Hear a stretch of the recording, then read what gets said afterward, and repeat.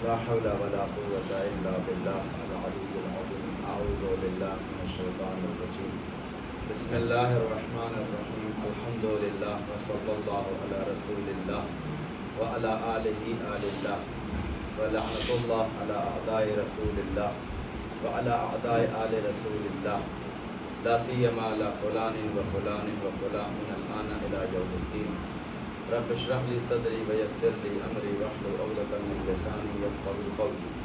اما بعد فقد قال الله الحكيم في قرآنه الكريم وهو اصدق القائلين وقوله الحق. بسم الله الرحمن الرحيم. وقضى ربك الا تعبدوا الا اياه وبالوالدين احسانا. صلوات اللهم صل على محمد وآل محمد. دیکھیں کبھی کبھی ایسا مسئلہ آتا ہے کہ منزل بڑی سخت ہو جاتی ہے. اگر یہ ہم کو واقعہ میں سوچ رہا تھا کہ وہ شخصیت یہیں بیٹھتے تھے، یہی ان کی جگہ تھی، کہ اگر یہ لکھ کے دے دیتے تم وہ نام زبان پہ لا کر کے، میرے لیے واقعہ بہت سخت تھا کہ میں ان کا نام لے کے کرتا، ان کے لیے سورہ فاتحہ پڑھتا. اور اس لیے کہ ابھی پچھلے سال رمضان میں تھے، لہذا نام لینے کا حوصلہ تو میرے لیے نہیں ہے. گزارش ہے کہ 1 مرتبہ سورہ حمد اور 3 مرتبہ سورہ اخلاص کی تلاوت فرما کے جہاں صاحب کے والد صاحب کو کوئی ساتھ ہے.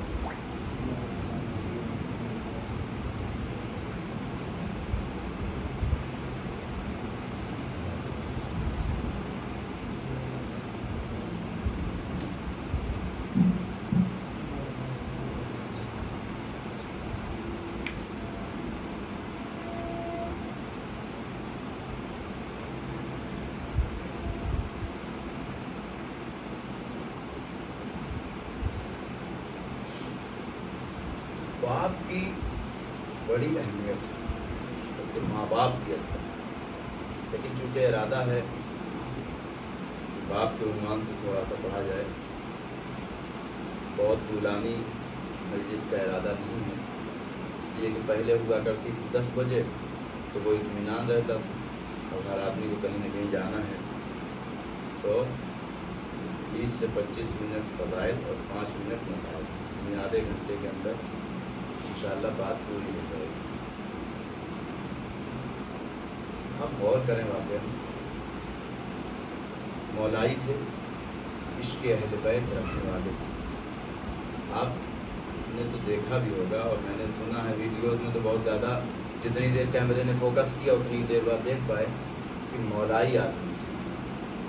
اور اس میں جتنے لوگ ہیں وہ گواہی دیں گے کہ ان کا مرثیہ جب شروع ہوتا تھا تو کوئی ایسا نہیں رہتا تھا کہ جس کی آنکھیں نم نہ ہو جائیں، یا اگر کسی وجہ سے ذہن منتشر ہے تو کم سے کم انسان بالکل سیریس ہو جاتا ہے.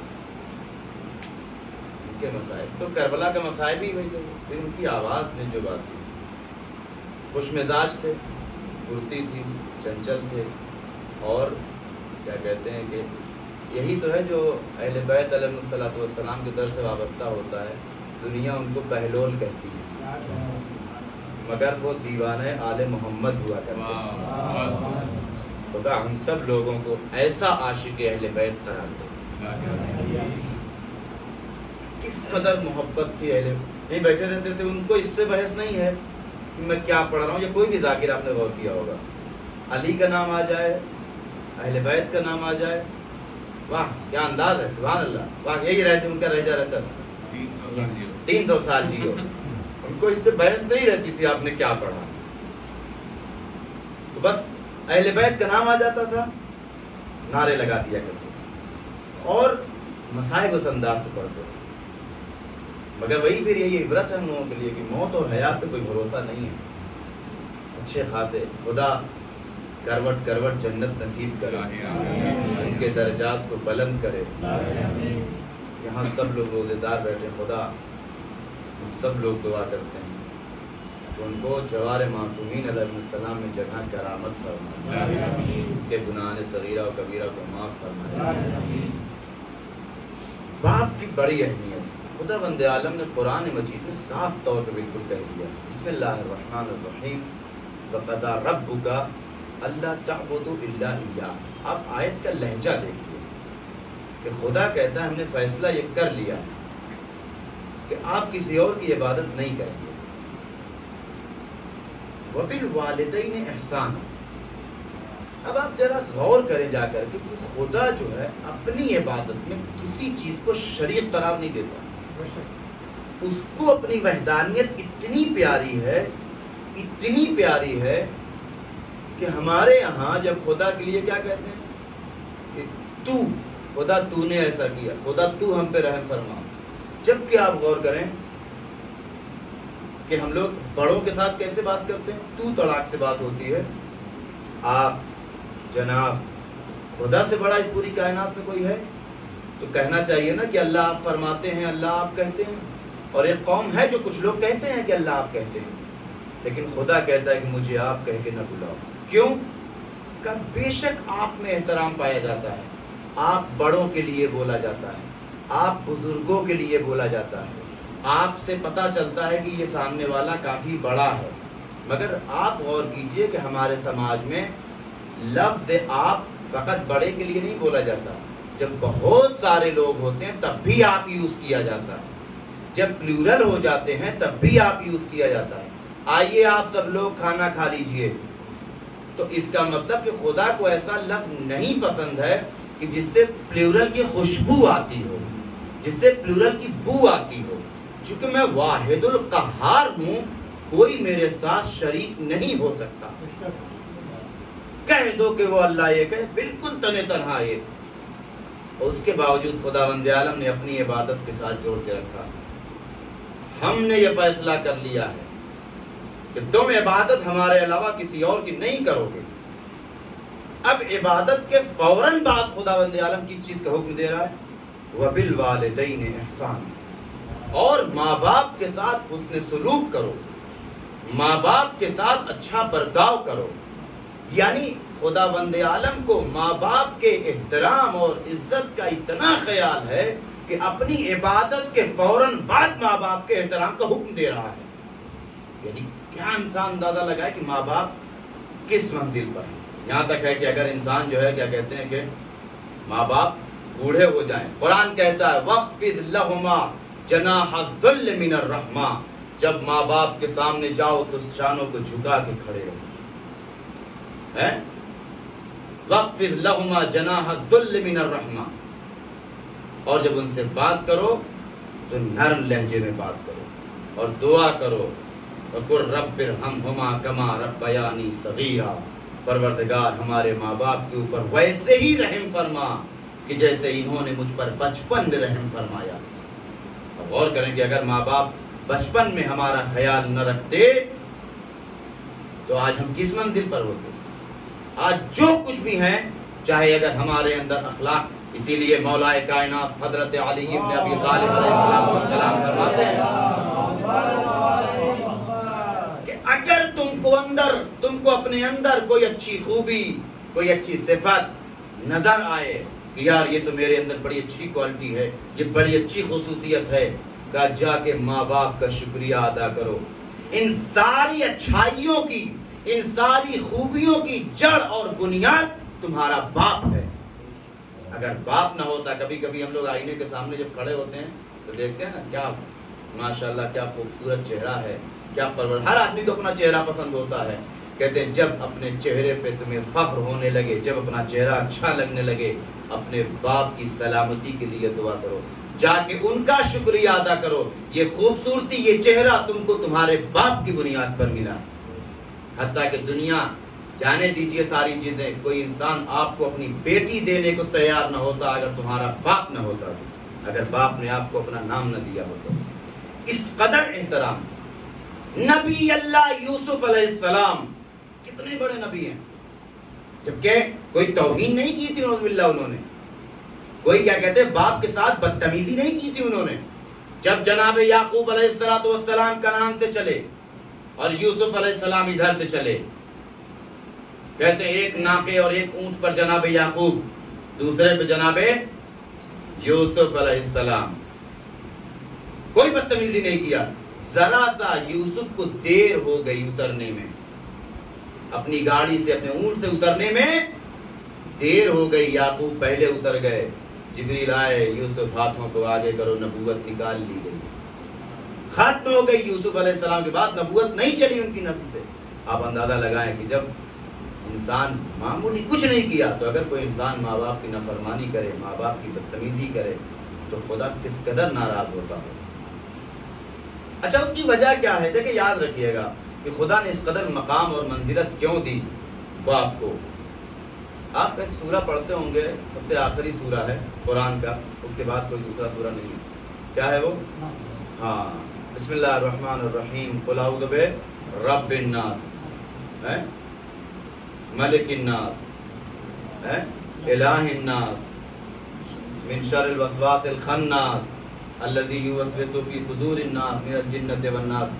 کہتے ہیں کہ تفسیر مجموع البیان میں کہ اگر کوئی انسان اس سورے کو مسلسل پڑھتا رہے تو شیطان اس کے قریب نہیں جا سکتا، وسوسے کا شکار نہیں ہوگا. وضو میرا صحیح ہے یا غلط ہے، نماز میری صحیح ہے باطل ہے، غسل میرا صحیح ہے یا غلط ہے، عقیدہ میرا صحیح ہے نہیں صحیح ہے. یہ جناتوں کے وسوسوں سے، شیطان کے وسوسے سے، انسانوں کے وسوسوں سے بھی انسان محفوظ رہے گا. انسان بھی وسوسے ڈالتے ہیں سینوں میں، تو اس سورے کو پڑھنا چاہیے. خیر، تو اس میں اب آپ دیکھیں خداوند عالم کی بہت ساری خصوصیت ہے. اس میں تو خداوند ہے قل اعوذ برب الناس، لوگوں کا رب کون ہے؟ پروردگار ہے، یعنی پالنے والا کون ہے؟ خدا ہے. خدا کہتا ہے چونکہ انسانوں کو پالنے کا اصل ذمہ داری کس کی تھی؟ اللہ کی، جو اس نے خلق کیا تھا. مگر مسئلہ یہ ہے کہ وہ تو آ نہیں سکتا، ہم جا نہیں سکتے، تو درمیان میں اس نے وسیلہ، اسی لیے ماں باپ کو اسی رب سے جو ہے ورڈ نکال کے مربی بنتا ہے، تربیت کرنے والا. یہ تربیت بھی اسی سے ہے. رب ہر اس انسان کو کہتے ہیں جو پالنے والا ہوتا ہے. کہتے ہیں کہ اگر خداوند عالم کی ایک خصوصیت پر کوئی انسان عمل کر دے تو وہ اتنا لائق احترام ہو سکتا ہے. اہل بیت علیہ السلام کی جن کے اندر خدا کی کل صفات پائی جاتی ہیں، ان کا احترام کتنا ہونا چاہیے. اور اس کے بعد قرآن نے خود کہہ دیا نا، قل رب ارحمہما کما ربیانی صغیرا، کہ پروردگار تو ان کے اوپر ویسے ہی رحم فرما جیسا کہ بچپنے نے انہوں نے مجھ پر رحم فرمایا. تو باپ کی روایت کہتی ہے کہ اگر انسان چل رہا ہو تو باپ کے آگے نہ چلے، حتیٰ کہ اگر غصے میں بھی ہیں تو کہتے ہیں کہ ماں باپ کو غصے کی نگاہ سے نہیں دیکھنا چاہیے. کہتے ہیں اگر آپ غصے میں تو اس وقت ماں باپ کی طرف نہ نگاہ کریں، ماں باپ کے چہرے کی طرف غصے سے نہیں دیکھنا چاہیے. کہتے ہیں اگر کوئی انسان چاہے جتنی عبادت کر لے جائے، پیغمبر اکرم حضرت محمد مصطفیٰ صلی اللہ علیہ وآلہ وسلم، کتاب جامع السعادات، پیغمبر فرماتے ہیں کل المسلمین یرونی یوم القیامہ، سارے مسلمان ہم کو روز قیامت دیکھ سکتے ہیں، الا عاق الوالدین وشارب الخمر ومن سمع اسمی ولم یصلی علیہ. جیسے بچوں کے لیے میں مثال کر دوں تاکہ بات بالکل واضح ہو جائے، اور یہ مثال میں یہاں آگے بارہا دیتا ہوں اس منزل پر، اب غور کریں. اگر یہ کہا جائے کہ صاحب جو لوگ بہت اچھے ہیں، بہت نیک لوگ ہیں، ان کو کیا ہے، ہم فرسٹ کلاس کا ٹکٹ دیں گے، بہترین ٹکٹ دیا جائے گا ٹرین میں کا ہے. جو اچھے لوگ ہیں ان کو فرسٹ کلاس کا ٹکٹ دیا جائے گا، ٹھیک ہے، اور جو لوگ ان سے نیچے ہیں ان کو سلیپر کا ٹکٹ دیا جائے گا. تو اس کا مطلب یہ ہے کہ جو لوگ سلیپر میں جا رہے ہیں وہ بدماش ہیں، اچھے نہیں ہیں، کہنے کی ضرورت نہیں ہے. یہ صاحب ان کو چالو کا ٹکٹ دیا جائے گا.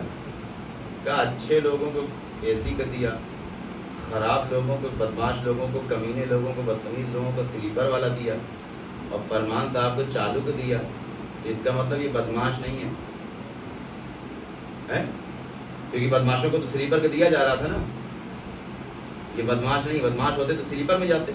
چالو میں جا رہے ہیں، اس کا مطلب بدماش سے بھی بدتر ہیں. یہی تو ہوگا کہ ان سے بھی گئے گزرے ہیں، ہے یا نہیں ہے؟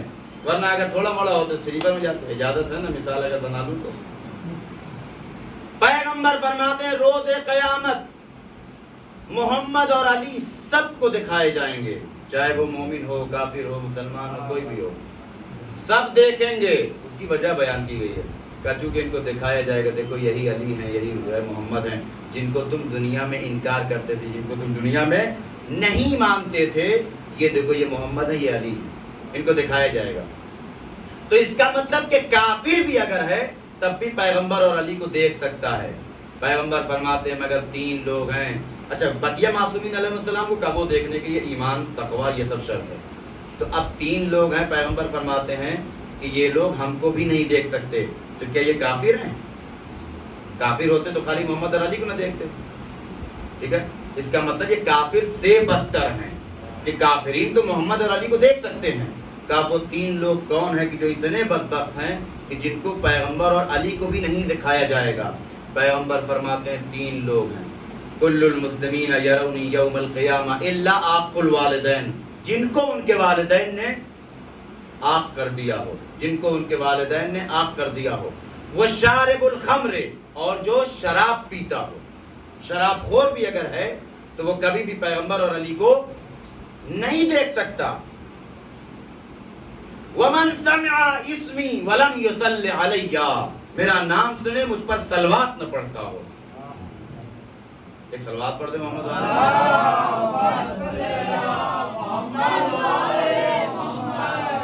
لیکن بات صحیح ہے، نام تھوڑی لیا تھا، نام سنتے صلوات پڑھتے ہیں ہم لوگ.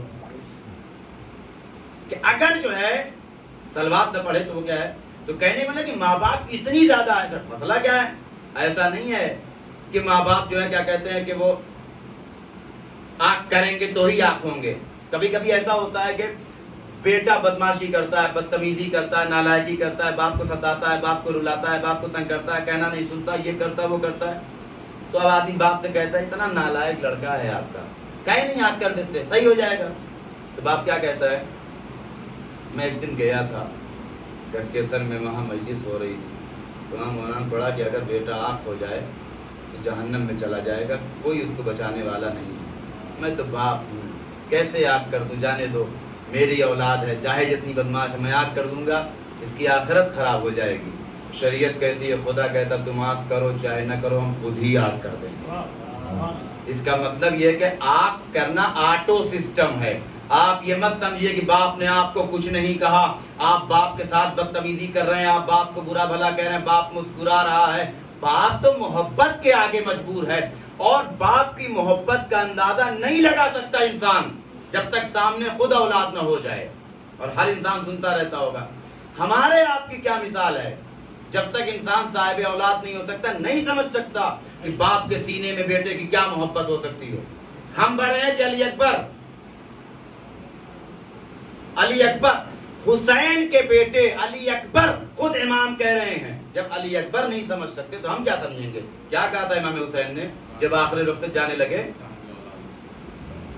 بابا آپ کہیں تو جو ہے وہ میرے بیٹا کاش تم صاحب اولاد ہوتے. یہ کیا مطلب کاش تم صاحب اولاد ہوتے؟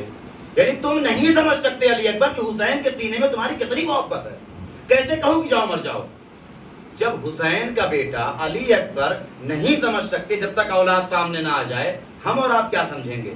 باپ کے سینے میں کیا محبت ہوتی ہے، باپ کے دل میں کتنی محبت ہوتی ہے. تو محبت کے آگے مجبور ہے، آنکھ نہیں کرے گا، نہ کرے. شریعت کہتی ہے ہم کر دیں گے. آٹو سسٹم ہے.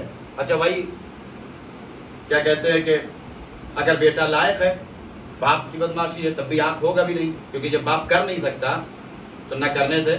اسی طریقے سے اگر باپ اس دنیا سے چلا بھی جائے حتیٰ کہ ہماری ذمہ داری ختم نہیں ہوتی. چلو ابا مر گئے، جان چھوٹی ختم، اب کوئی احترام نہیں، کہہ نہیں، اب تو ذمہ داری اور بڑھ جائے گی. اب ذمہ داری اور بڑھتی ہے کہ اگر باپ اس دنیا سے چلا گیا اور زبان پہ ایک سورہ فاتحہ پڑھنے کی اگر ہمیں توفیق نہیں ہوتی، وہاں بیٹھے بیٹھے اگر ان کی روح کو تکلیف پہنچتی ہے، انسان باپ کے مر جانے کے بعد بھی آنکھ ہو سکتا ہے. اس کا مطلب کہ آنکھ ہونا اور نہ ہونا نہ تو کرنے کی ضرورت ہے، نہ اس کے لیے زندگی اور موت کا کوئی مسئلہ ہے. باپ کی اتنی اہمیت ہے. کہتے ہیں اگر آپ حتیٰ کہ اگر آپ دو گاڑی پہ ہو، ایک گاڑی پہ آپ ہیں، ایک گاڑی پہ آپ کا باپ ہے، تو خیال رہے کہ آپ کی گاڑی آگے نہ ہونے پائے، آپ کی گاڑی پیچھے ہونی چاہیے، ان کی گاڑی آگے ہونی چاہیے. ایک قدم باپ سے آگے نہیں رکھنا چاہیے. کہتے ہیں اگر باپ جو ہے کیا کہتے ہیں کہ دیکھ رہا ہو ہمیں، بیٹھا ہو ہمارے سامنے، تو سینوں کو تان کر کے نہ کھڑے رہیے. ہوتا ہے نا کبھی کہ بیٹا دروازہ ذرا بند کر دو، ایک بار کا، دو بار کا، تیسری بار میں کیا کہتے ہیں ہم لوگ؟ اب ہاتھ سے نہیں بند کرتے، پیر سے زور سے مارا، پھڑ سے بند نہیں کر پا رہے لیٹے لیٹے.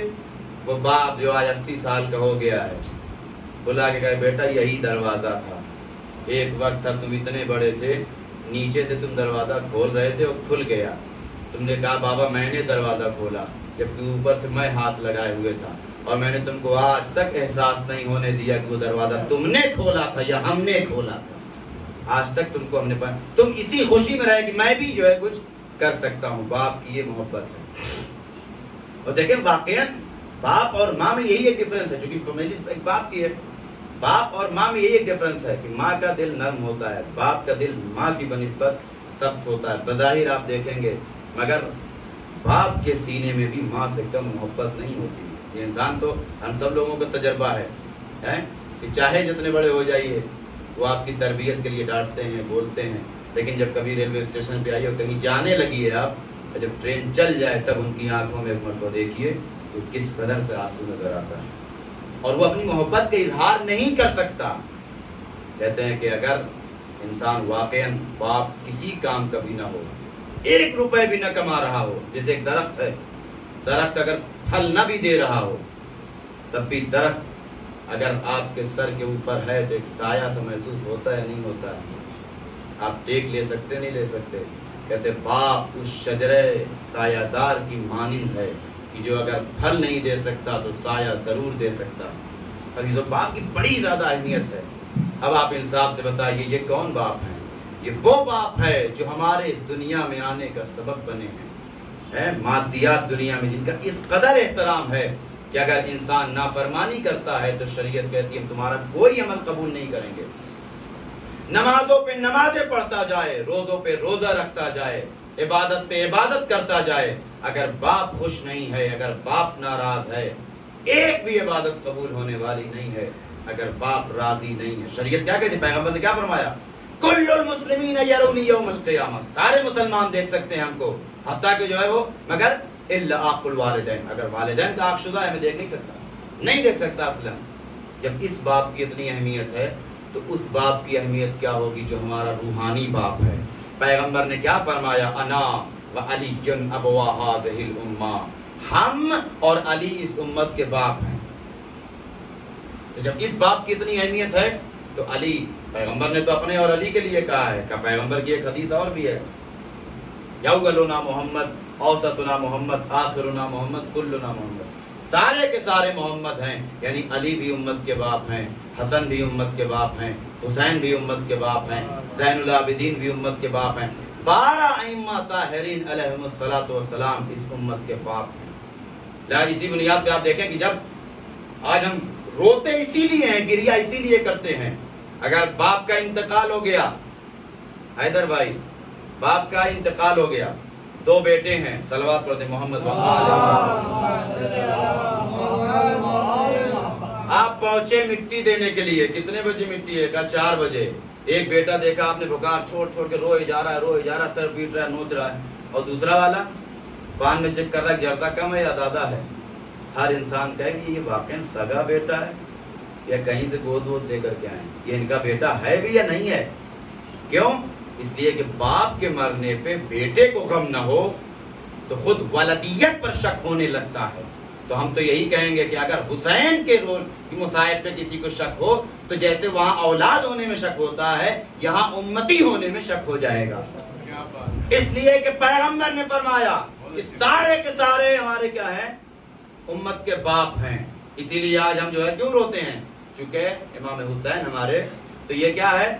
نالائق اولاد کہی جائے گی جو باپ کے مصائب کے بجائے پان میں زردہ تلاش کر رہا ہو. تو اس کا مطلب اولاد تو کہی جائے گی 2 طرح کی، ایک ہو جائے گی لائق اولاد اور ایک ہو جائے گی نالائق اولاد، تو ویسے ہی امت میں بھی اب اگر واقعاً کوئی حسین کو اپنا باپ مانتا ہے وہی محمد کی امت ہوگا، اس لیے کہ پیغمبر نے فقط اپنی امت کا باپ کہا ہے، تو جو محمد کی امت ہوگا وہ ان کو باپ مانے گا، اور جو نہیں ہوگا وہ باپ۔ مسئلہ یہ ہے کہ ہم نے تو دعویٰ ٹھوک دیا نا کہ حسین ہمارے باپ ہیں، یہ تو دعویٰ ہے نا، دلیل کیا ہے آپ کے پاس کہ آیا امام حسین علیہ السلام نے کہا کہ یہ ساری امت ہماری اولاد ہے؟ بھئی آپ باپ ہونے کا دعویٰ کر دیجئے، حسین ہمارے باپ ہیں، حسین ہمارے باپ ہیں، حسین ہمارے باپ ہیں، روحانی باپ ہیں۔ بابا وہ ٹھیک ہے، حسین نے آپ کو اپنی اولاد ایکسپٹ کیا ہی نہیں کیا، وہ تو پہلے بتائیے۔ ہم نے کہا حسین نے کہا نہیں ہے بلکہ کر کے بتایا ہے، کبھی کبھی کہنے میں وہ اثر نہیں ہوتا جو کر کے دکھانے میں ہوتا ہے، وہ کہا۔ اب آپ جا کے اگر قرآن پڑھیں، قرآن کہتا ہے قُوْ أَنفُسَكُمْ وَأَهْلِيكُمْ نَارًا، کہتے ہیں موسیٰ گزر رہے تھے ایک راستے سے، دیکھا ایک عابد ہے جس کے دہن میں پرندے کی شکل میں ملک جو ہے دانہ ڈال رہے ہیں، جس کو ملک آ کے کھجور کھلائیں، کھانا کھلائیں، وہ معمولی عابد ہوگا، وہ معمولی مومن ہوگا؟ جناب موسیٰ نبی تھے، دیکھ کے اکا بکا یہ آدمی اتنا پہنچا ہوا کہ ملک پرندے کی شکل میں کھانا، کون کا؟ میں موسیٰ۔ اچھا جا رہا کوہ طور پہ، ذرا اللہ سے پوچھئے گا کہ جنت میں میرا پڑوسی کون ہوگا؟ کانفیڈنس دیکھ رہے ہیں، اور کانفیڈنس کیوں نہ ہو؟ ارے بھائی اگر کسی کو ملک کھانا کھلائیں تو جنت تو پکی ہے ہی ہے۔ موسیٰ نے کہا ٹھیک ہے، چلے گئے۔ جب واپس ہونے لگے تو اللہ نے کہا موسیٰ تم سے کسی نے کچھ کہلوایا تھا؟ ہاں ایک آدمی نے کہا، اس سے جا کے کہہ دو کہ جنت میں پڑوسی تو دور کی بات، پہلے جنت میں تو چلے جاؤ۔ اب جناب موسیٰ خود ہکا بکا، یہ کیا مسئلہ ہے؟ کہ پروردگار میں نے خود دیکھا ہے کہ اتنا بڑا آدمی وہ جنت میں نہیں جائے گا تو پھر کون جائے گا؟ خیر اللہ نے وجہ بتائی، واپس آئے، کیا ہوا؟ اللہ نے جواب دیا؟ کہاں جواب دیا؟ کیا بتائیں ہم آپ کو؟ اللہ کیا کہا خدا نے؟ کہا آپ جنت میں جو ہے پڑوسی تو چھوڑیے، پہلے آپ جنت میں تو چلے جائیے۔ ہم اور آپ ہوتے تو کیا ہوتا؟ ابھی تو کنفیوز ہیں کہ جائیں گے نہیں جائیں گے۔ اگر کلیئر ہو جائے جنت میں نہیں جائیں گے تب تو پورا چھت دوڑ ڈالیں گے رو رو کے ایک دم۔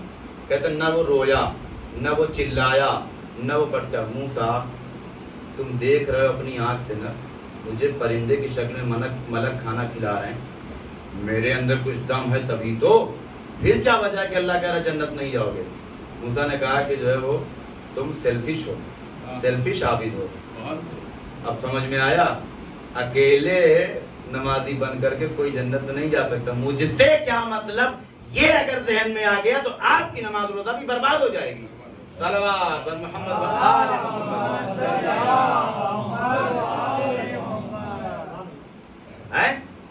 نہیں سنتا ہے وہ ایک الگ مسئلہ، آپ کی ذمہ داری کیا ہے؟ کہتے ہیں موسیٰ کہا تم سیلفش عابد ہو۔ کہا ہاں بات تو صحیح ہے، میں اپنی قوم میں تھا اور قوم ہم کو ڈسٹرب کر رہی تھی، کہتا تھا کہ آؤ نماز پڑھو، آؤ یہ کر لو وہ کر لو، قوم سنتی نہیں تھی اور ہمیں چھوڑ کے چلا جائیں جہنم میں جائیں، ہم سے کوئی مطلب نہیں ہے۔ ہم آ گئے کہاں صحرا میں کہ ہمارا معاملہ تو ٹھیک ہو جائے۔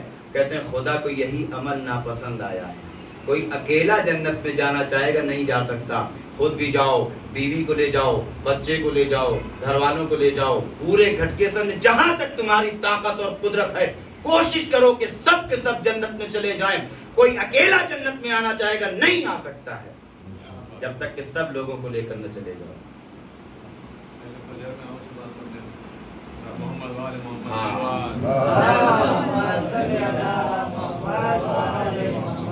اس پورے قصے سے کیا نتیجہ نکلا کہ اسلام سب برداشت کر سکتا ہے، سیلفش مسلمان برداشت۔ یہ بات اگر ہم کو اور آپ لوگوں کو پتا ہے تو امام حسین علیہ السلام کو پتا تھی یا نہیں پتا تھی؟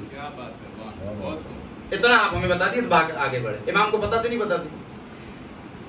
ٹھیک ہے پتا۔ امام حسین کون ہے؟ جوانان جنت کے۔ تو کوئی دنیا کا انسان ان کو نعوذ باللہ استغفر اللہ جہنم میں ڈال سکتا ہے؟ تو نہیں، اس لیے کہ جنت تو ان کے باپ کی ملکیت ہے، ان کو کوئی نہیں ڈال سکتا، یہ طے کریں گے کہ کون جنت میں جائے گا۔ لہذا امام کے لیے کوئی مسئلہ نہیں تھا۔ مگر امام کہیں گے میں نے قرآن کی آیت سامنے رکھی. اگر حسین قرآن پر عمل نہیں کریں گے, جملہ بدل دیں, اگر ناطق قرآن پہ عمل نہ کرے گا تو پھر کون کرے گا؟ اور قرآن کیا کہتا ہے؟ قو انفسکم, یہ قرآن کی آیت, کہ خود کو بچاؤ, واہلیکم, اور اپنے بیوی بچوں کو, ہے نارا جہنم کی آگ سے. کس کے؟ وقودھا الناس والحجارہ, جس کا ایندھن کیا ہے؟ لکڑی نہیں ڈالی جائے گی وہاں پہ, کوئلہ نہیں ہوگا, انسان اور پتھر ہوں گے. تو اب آپ انصاف سے بتائیے کہ امام حسین علیہ السلام کی نگاہ میں یہ آیت رہی ہوگی نہیں رہی ہوگی؟ جب ہم لوگوں کے سامنے یہ آیت ہے, قرآن کہتا ہے اکیلے نہ ہو, اور دوسرے خدا نے کہہ دیا کہ سیلفش مسلمان ہمیں برداشت نہیں ہے, تو اگر اسلام کی تعلیمات پر اہل بیت عمل نہ کریں گے تو پھر کون کرے گا؟ بلکہ یہ تو واقعاً خود شریعت کو پھیلانے والے ہیں. کہتے ہیں کہ امام حسین علیہ السلام کو کوئی جہنم میں نہیں ڈال سکتا تھا, مگر سن 61 ہجری میں یزید ملعون ایک مرتبہ بیٹھا اور اس نے کہا کہ نہ کوئی دین آیا, نہ کوئی شریعت آئی, نہ کوئی مذہب آیا, میں شریعت مٹا دوں گا, نماز مٹا دوں گا, روزہ مٹا دوں گا. ایک مرتبہ امام حسین علیہ السلام نے اپنی دور رس نگاہوں سے دیکھا, اما میں تو جنت کا سردار ہوں, میں تو جنت میں چلا ہی جاؤں گا, مگر پیغمبر کہہ کے گئے ہیں کہ میں ان ساری امت کا باپ ہوں, تو باپ کا فریضہ یہ ہے, باپ کی ذمہ داری ہے. چونکہ امام باپ تھے, وہ کہہ رہے تھے میں اپنی ساری امت کو اپنی اولاد سمجھ رہا ہوں. حسین اکیلے جنت میں نہ جائیں گے جب تک پوری امت کو لے کے جنت میں نہ چلے جائیں, جب تک پوری اولاد کو. اور یہی وجہ ہے کہ امام نے بار بار مدینے سے جو چلے ہیں اور کربلائے معلی تک بار بار جگہ جگہ اس بات کی وضاحت کی ہے میں کیوں جا رہا ہوں. کہتے ہیں انی خرجت لطلب الاصلاح فی امت جدی, میں اپنے نانا کی امت کی اصلاح کے لیے نکلا ہوں. اور آخری فقرہ, جو دنیا کے کسی مذہب کے پیشوا نے وہ بات نہیں کی ہے جو امام حسین علیہ السلام نے کی ہے. فرماتے ان کان دین محمد لم یستقم الا بقتلی فیا سیوف خذینی, اگر دین پیغمبر بغیر میرے قتل کے نہیں بچ سکتا, تلوار آؤ میرے ٹکڑے ٹکڑے کر دو. چونکہ امام نے ہم کو اولاد کہا نہیں ہے, اپنے عمل سے کر کے بتایا ہے. تو اب جو حسین کو اپنا باپ مانے وہی پیغمبر کی امت قرار پائے گا, وگرنہ اگر کوئی حسین کو اپنا باپ نہ مانے تو امت تو ہو سکتا ہے مگر نالائق امت کہی جائے گی, جیسے اولاد نالائق ہوتی. لہذا اب آپ دیکھیں کہ امام حسین نے ہمارے لیے مدینے سے خروج کیا اور 2 محرم کو یہ قافلہ کربلا آ گیا. عزیز ہو چکے مجلس باپ کی تھی, لہذا چاہتا ہوں کہ مسائل بھی اسی عنوان سے پڑھا جائے کہ باپ کے دل پہ کیا گزری کہ جب کڑیل جوان بیٹا آن کر کے موت کی اجازت مانگے, موت کی رضا مانگے. عزیزو, میں نے آج تک کہیں نہیں دیکھا کہ امام حسین علیہ السلام نے, نہ میں نے پڑھا, نہ میں نے سنا, نہ میں نے دیکھا کہ امام نے کہا ہو کہ بیٹا میں تمہیں اجازت دیتا ہوں. امام نے علی اکبر کو اجازت نہیں دیا. یہاں سے بھی آپ پہلو نکالیں باپ کے لیے کتنا سخت ہے. کہیں آپ نے آج تک نہیں سنا ہوگا کہ امام نے علی اکبر کو کہا ہو کہ میں تمہیں اجازت دیتا ہوں. پھر علی اکبر میدان میں آئے کیسے؟ کہ پہلے جب آئے تو امام سے کہا بابا اب مجھے مرنے کی اجازت دے دیجیے. بیٹا جا کے اپنی پھوپھی زینب سے اجازت لو کہ جس نے تمہیں 18 سال پالا ہے. شاید امام یہ چاہنے کہ شاید زینب علی اکبر کو روک لیں. روایت کہتی ہے علی اکبر آئے, جیسے ہی زینب کے کانوں میں یہ آواز گئی ہے باہیں ڈال دی, بیٹا کیا 18 سال تمہیں اسی لیے پالا تھا کہ ایک دن تم آن کر کے پھوپھی کے سامنے کھڑے ہو جاؤ اور مرنے کی اجازت مانگو.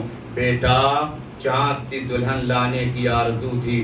حمید ابن مسلم لکھتا ہے کہ جب علی اکبر خیمے سے نکل رہے تھے تو ایسا محسوس ہوتا تھا جیسے بھرے گھر سے جنازہ نکل رہا ہو. عزیزو, اجازت لے کے امام کی خدمت میں پھر آئے, بابا رن کی اجازت دے دیجئے. اب امام کیا کریں؟ اب امام کے سامنے پھر منزل آئی, ابھی بھی امام نے اجازت نہیں دی ہے. روایت کہتی ہے باپ کا دل ہے, کیسے کہتے بیٹا جاؤ مر جاؤ, کیسے باپ کے لیے مشکل تھا. روایت کہتی امام نے ایک ایسا طریقہ اپنایا ہے جس سے علی اکبر کو یہ اشارہ ہو گیا, علی اکبر سمجھ گئے کہ اب بابا راضی ہو گئے ہیں. روایت کہتی امام نے یہ تو نہیں کہا کہ بیٹا جاؤ, بیتنا کہا معبود اب تو گواہ رہنا, اب میں تیری راہ میں اس کو بھیج رہا ہوں جو رفتار میں, گفتار میں, سیرت میں, صورت میں تیرے حبیب سے مشابہت رکھتا ہے. پروردگار اب میرا لال وہ جا رہا ہے جو تیرے حبیب سے مشابہت رکھتا ہے. روایت کہتی علی اکبر سمجھ گئے, جب بابا راضی ہو گئے ہیں علی اکبر گھوڑے پہ سوار ہوئے, گھوڑے پہ سوار ہوئے علی اکبر پڑھنے لگے ہیں.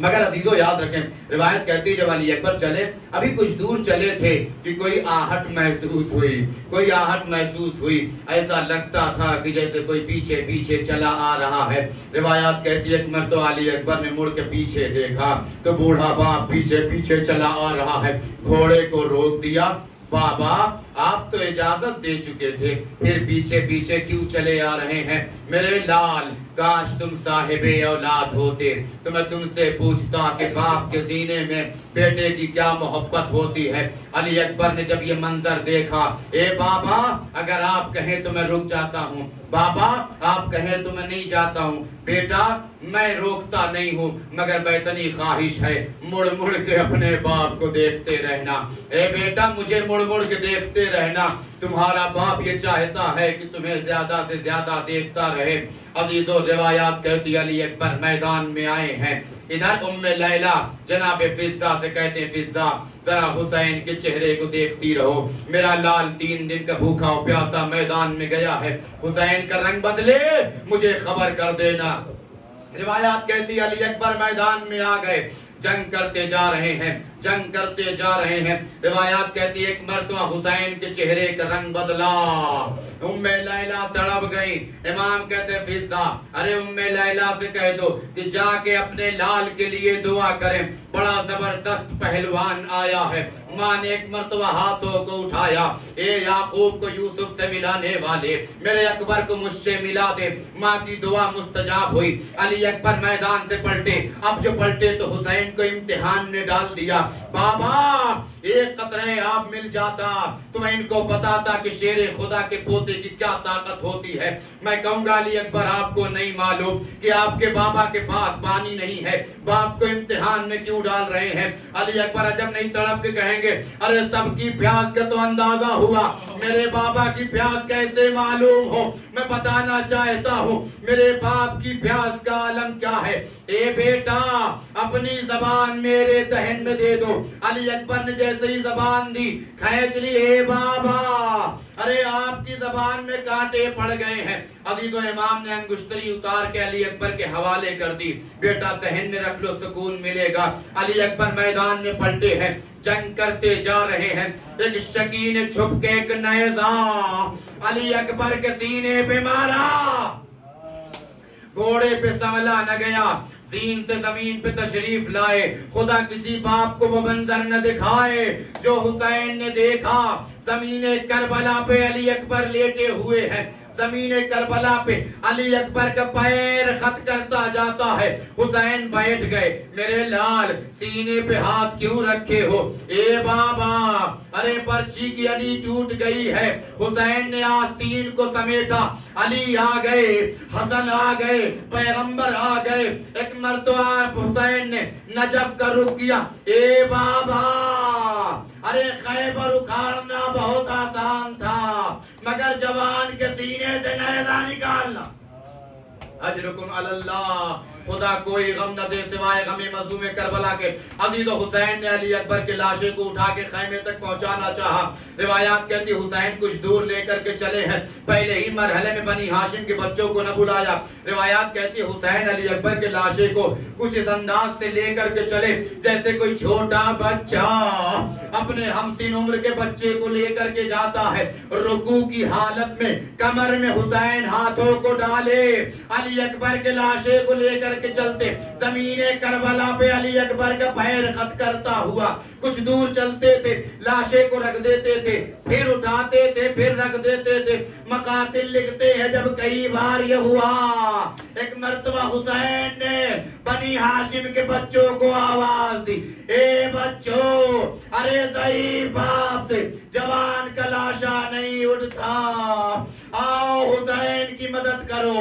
اکبر کی لاش خیمے میں آئی، زینب نے لاشے پہ گرا دیا، میرے لال، ارے پھوپھی نے پالا تھا کہ تمہاری شادی کرتی، تمہارے لاشے پہ آنسو بہانے دن آ گیا، بیٹا کاش تم زندہ رہتے، بڑی دھوم دھام سے میں تمہاری شادی کرتا۔ الا لعنت اللہ علی القوم الظالمین۔